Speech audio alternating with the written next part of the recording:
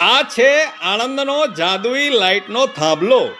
એ જ્યાં પણ માણસ કે વાહન આવે તે દિશાની અંદર નતમસ્તક નમસ્કાર કરે છે અને લાઇટ આપે છે. દર્શકોને વિનંતી, આ થાંભલાનું લોકેશન જણાવો. કઈ જગ્યા ઉપર આણંદમાં આવો અજાયબી થાંભલો નંખાયેલો છે? આ ફક્ત કંપનીએ પોતાની જાહેરાત કરવા માટે આણંદ શહેર પૂરતો જ આપ્યો છે.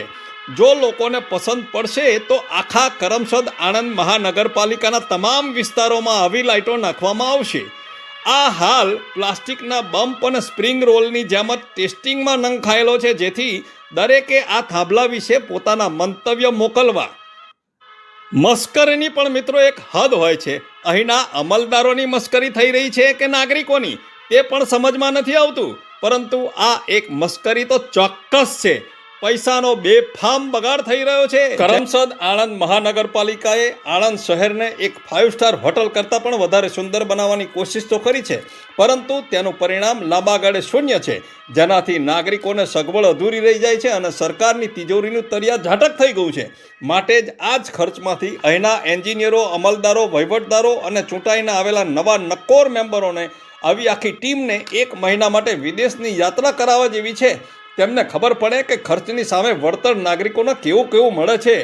આડેધડ પૈસા ખર્ચ કરવાથી શહેર સુંદર નથી બની જતું, પરંતુ તેની પાછળ દરેકે મહેનત, બુદ્ધિ, શક્તિ, શરમનો ઉપયોગ કરવો પડે છે. સારી ટકાઉ વસ્તુઓ વ્યાજબી ભાવે ખરીદવી પડે છે, નહીં કે 100 રૂપિયાની વસ્તુ 400માં ખરીદીને પોતાના ખિસ્સા ભરવાના, છતાં ગેરંટી તો શૂન્ય જ. તકલાદી વસ્તુઓ પાછળ બેફામ ખર્ચો શું કરવા? ખરેખર તો એકલા આણંદનો વિકાસ કરવાનો નથી. આસપાસના સમાવેશ થયેલા ગામોનું હજુ તો પરિસ્થિતિ એમની એમ જ છે. તેનું શું?